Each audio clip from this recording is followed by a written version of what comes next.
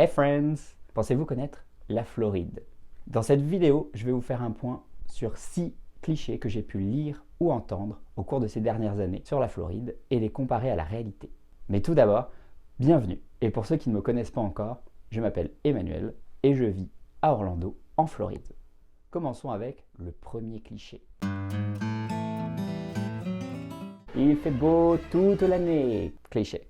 Il y a 2 saisons, la saison des ouragans et le reste de l'année. La saison des ouragans, où le risque d'ouragan est le plus élevé, s'étend officiellement du 1er juin au 30 novembre. La saison des ouragans en Floride est la période où des perturbations se forment généralement dans l'océan Atlantique et sont appelées tempêtes tropicales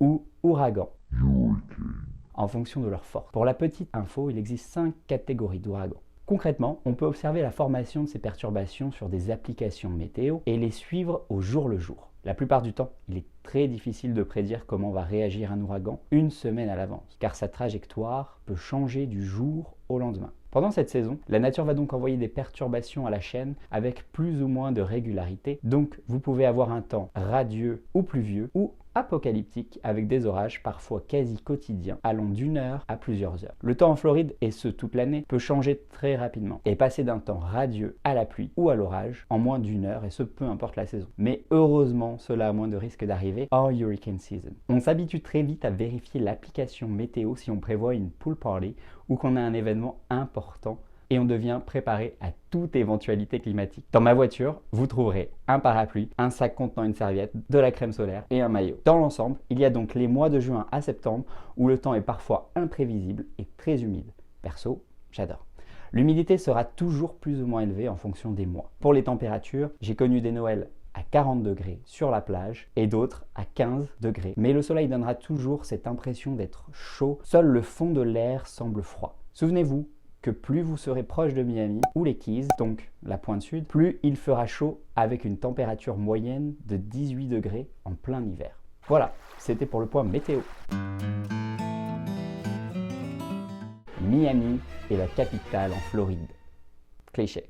La capitale de la Floride est Tallahassee. On pense souvent automatiquement à Miami lorsqu'on évoque la Floride, car c'est la plus large métropole de cet État. Je reçois souvent des messages d'amis qui se reconnaîtront et qui me demandent comment ça va à Miami. Dédicace à vous. Mais il y a bien d'autres villes importantes en Floride, comme Jacksonville, Orlando, Tampa, les Keys et encore d'autres. Et non, elles ne sont pas toutes situées juste à côté de Miami. Les retraités sont partout. Cliché. On a cette image de la Floride où on trouve un retraité à chaque coin de rue, car c'est une image véhiculée par les films et séries. Mais en réalité, un récent sondage a montré que les personnes de plus de 65 ans représentent 19%.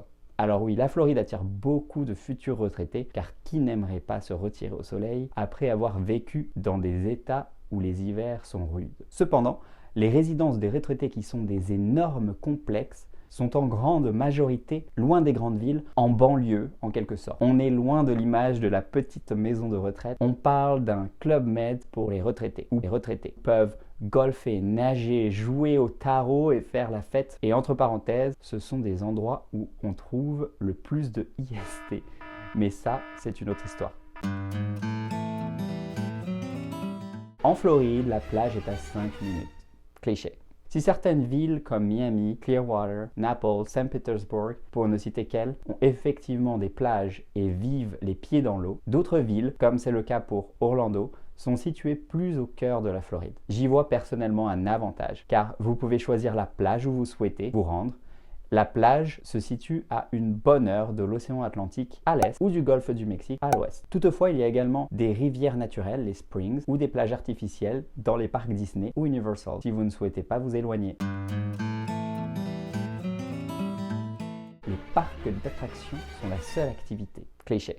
Les parcs d'attractions emploient beaucoup de monde. 75 000 employés pour Disney, 27 000 pour Universal.